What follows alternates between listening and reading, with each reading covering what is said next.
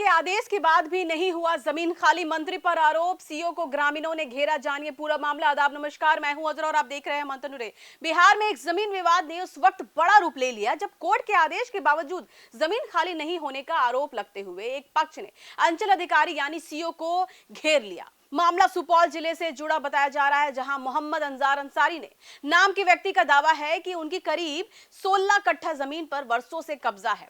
उनका कहना है कि 45 साल तक कोर्ट की लड़ाई लड़ने के बाद अब जब दखल दिलाने का आदेश मिला तो प्रशासनिक कार्रवाई में देरी हो रही है। इसी नाराजगी में पीड़ित पक्ष ने सीओ पर गंभीर आरोप लगाया और यहां तक कह दिया कि अगर उन्हें लिखित आश्वासन नहीं मिला तो वे बड़े कदम उठाने को मजबूर होंगे। हालांकि प्रशासन की ओर से पूरा मामले पर क्या सफाई दी गई है, यह भी जानना जरूरी है। मौके की वीडियो में आपको दिखा दे रहे कि मैं कुछ लोग अंचल अधिकारियों को घेर कर उनसे जवाब मांगते हुए नजर आ रहे हैं।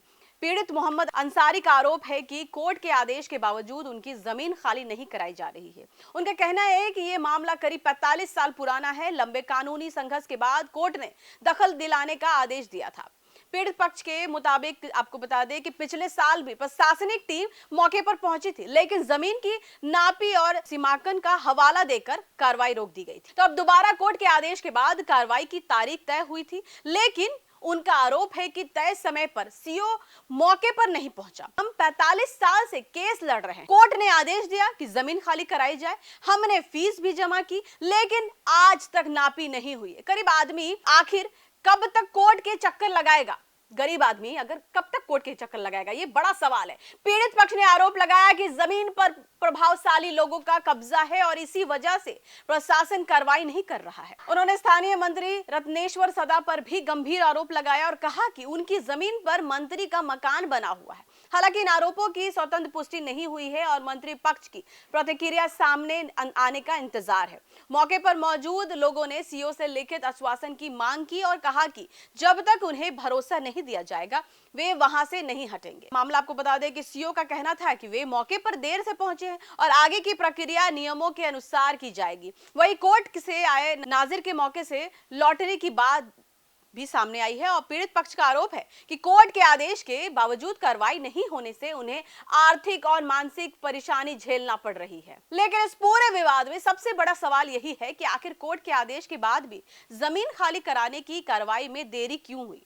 क्या प्रशासनिक स्तर पर लापरवाही हुई है या फिर जमीन की तकनीकी प्रक्रिया पूरी होने के बाकी है? इन सवालों के जवाब जांच और आधिकारिक बयान के बाद ही साफ होगा। अगर कोर्ट ने दखल दिलाने का आदेश दिया था तो कार्रवाई में देरी क्यों हुई?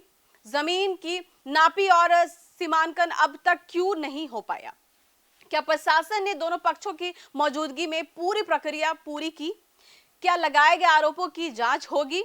फिलहाल जमीन विवाद ने प्रशासन और आम लोगों के बीच भरोसे के सवाल खड़ा कर दिया है। एक तरफ वर्षों से न्याय का इंतजार कर रहे परिवार हैं, तो दूसरी तरफ प्रशासनिक प्रक्रिया और कानूनी औपचारिकताओं है।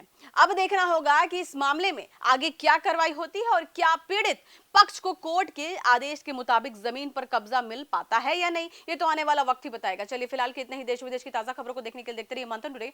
अगर आपने हमारे चैनल को सब्सक्राइब नहीं किया है तो अभी करें, लाइक करें, शेयर करें, फॉलो करें। राशि निष्पक्ष पत्रकारिता देखना तो देखते रहे मंथन टुडे। शुक्रिया।